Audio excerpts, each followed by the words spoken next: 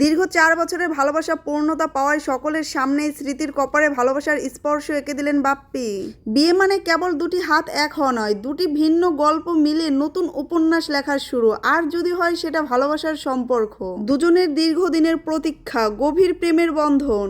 সেই প্রেমময় স্মৃতিগুলোকে বিয়ের মাধ্যমে পূর্ণতা দেয়া হচ্ছে একটা গভীর অনুভূতি। জীবনের এই গুরুত্বপূর্ণ অধ্যায়কেও বরণ করে নেয়ার ভঙ্গিমা এক একজনের হয় এক এক রকম। ঠিক সেই রকমই বিয়ের আসরে স্মৃতির কপালে একে একে 2টি চুমো এঁকে দিলেন বাপ্পি। স্ত্রীকে চিরদিনের মতো নিজের করে নিতে আবেগে আপ্লুত তিনি। আসলে ভালোবাসার কোনো সংজ্ঞা হয় না, তার নেই কোনো বৈশিষ্ট্য, শুধু আছে হৃদয়ের বন্ধন ও মায়া। সেই মায়ার বন্ধনই পূর্ণতা দিল বাপ্পি ও স্মৃতির দীর্ঘদিনের প্রেমের সম্পর্ক।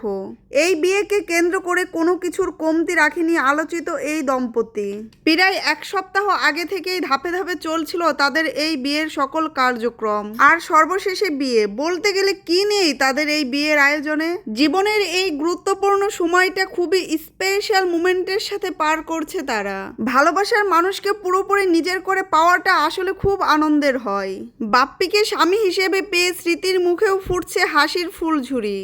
তিনি দীর্ঘদিন অপেক্ষা করেছিলেন যেই দিনটির, এই বিয়ের মধ্য দিয়েই বাস্তবায়ন হয়েছে তার সেই সুন্দর স্বপ্নময় মুহূর্তটা। এক কথায় প্রতীক্ষার চাওয়া পূরণের আনন্দটা অনেক হয়, যার বাস্তব উদাহরণ দিলেন শারমিন আক্তার স্মৃতি।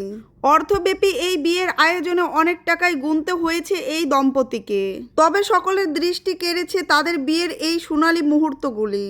বরের ডালা থেকে নিজের হাতে তুলে বাপ্পিকে খাইয়ে দিচ্ছিলেন স্মৃতি।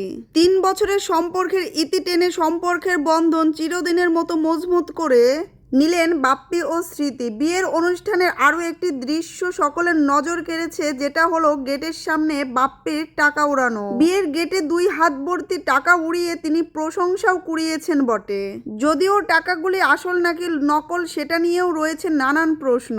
তবে বিয়ের এই অনুষ্ঠানে কোনো কিছু বাদ রাখেনি দম্পতি। আল্লাহর কাছে দোয়া করি তাদের পরবর্তী জীবন অনেক সুখের হোক। গাইস, আপনার মতামতটাও কমেন্টে জানিয়ে যাবেন।